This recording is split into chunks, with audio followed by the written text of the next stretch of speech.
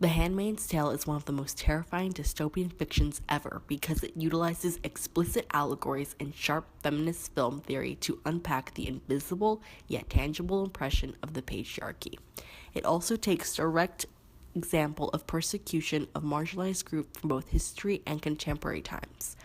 A quick summary of the story is that America has fallen due to a military coup that is spearheaded by radical conservatives that replace the Constitution with the Bible. The accused stand charged with gender treachery in violation of Romans chapter 1, verse 26, by his word. The dystopian society of Gilead is suffering due to pollution that causes infertility. To combat this, fertile women become childbearing slaves to military commanders, similar to, but not the same as, wives of Mad Max Fury Road. These women take the names of their masters, similar to being a Mrs. John Smith after marriage. Our protagonist's name is June and is referred to as Offred, a portmanteau of and Fred. And like any good dystopian, there is resistance called Mayday that June will later join. There are one and only one distinction between the book and the TV show that for the purpose of this essay is important to distinguish, and that is the importance of names. In the book, the reader does not officially know what Offred's real name is. We learn of the characters without the handmaid's name like Moira and Janine. However, in the book, some characters are left nameless. This difference sets up the tone for the show as it isn't emphasized in the book. At the end of the first episode, Offred definitely states that her name is June. She does many quiet rebellions that undermine the system. For example, when the Gilead secret police try to have her admit that a fellow handmaid is homosexual, or as they call them, gender traitors, she responds with, "I knew she was gay." Or refusing to take part in a public stoning. These moments are magnified since everything she does is under the threat of death.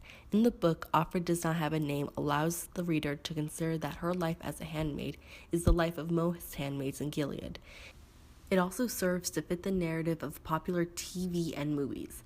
That is, an active, rebellious protagonist like Katniss, as opposed to a passive, nameless handmaid who silently upheaves the system by her perseverance. Both are empowering to women, but one is more entertaining to read and the other is more entertaining to watch. Because of the name distinction, I will refer to the character Offred as June. The system of Gilead is theocratic, meaning that it is ruled under religious law, that religion being Christianity. It is fascist in that there's an all-knowing secret police, military occupation, and pushback against opposition. Last but not least, it is patriarchal. Dystopian fiction usually has a totalitarian rule as a backdrop, see 1984. The Handmaid's Tale looks at that authoritative system from a female's perspective and finds that it doesn't not only hurt the straight white man, but the intersectional men and women under its regime.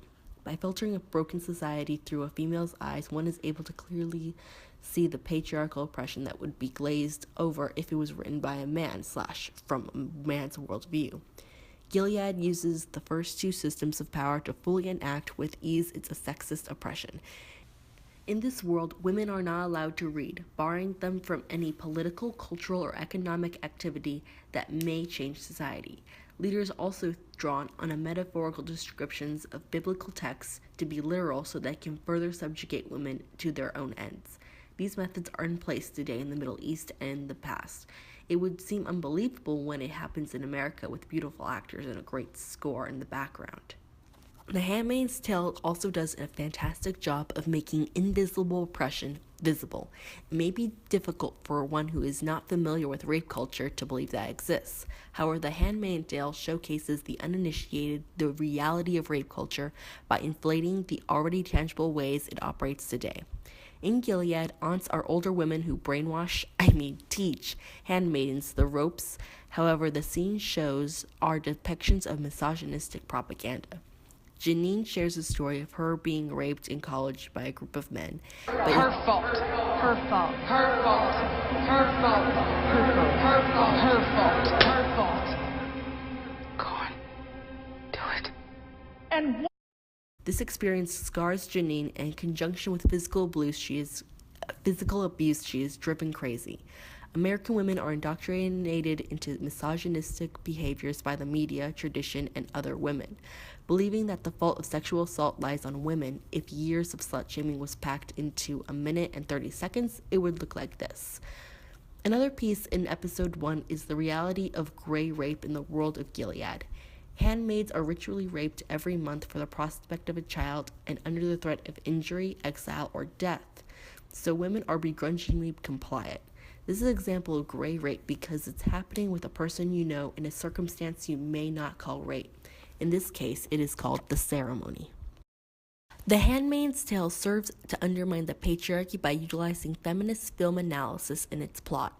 According to Sutherland, from the article Here's Looking at Her, power from women enacted in film comes in three forms: power over, power to, and power with.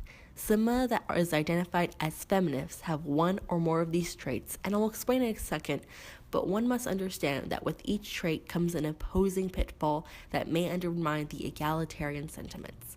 First, power over is when a woman finds strength to rise above and fight against the oppression that afflicts her.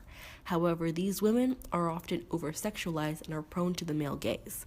In The Handmaid's Tale, June powers over the patriarchy by attempting to escape and later joining Mayday, the anti-Gilead resistance. Secondly, power to can be thought of as power to a woman.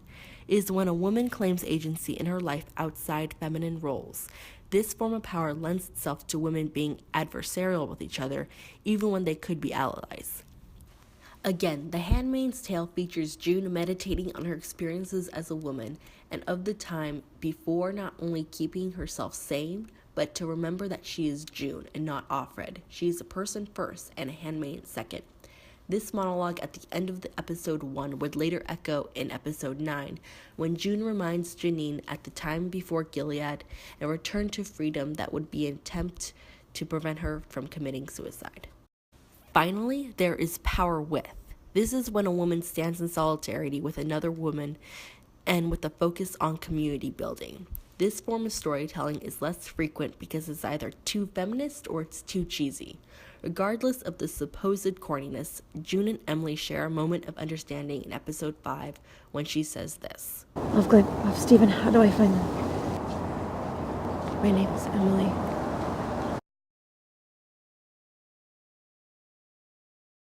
Scare. I know it sounds like I have a bone to pick with 1984, and I don't, I really don't, but the fears of 1984 stem from Soviet Russia and partially from the author George Orwell's experience with war. If I had a dime for every time someone said 2017 was Orwellian, I think I could pay for all of your college tuitions. I would say that this is more akin to The Handmaid's Tale because it depicts realities from more historical and global events. Ultimately, The Handmaid's Tale is a story that depicts sexism in the Western world. It goes beyond speculative fiction because since it was published in, 1984, it hasn't stopped being relevant. It was relevant during Reagan, it's relevant during Bush, and it's relevant during Trump.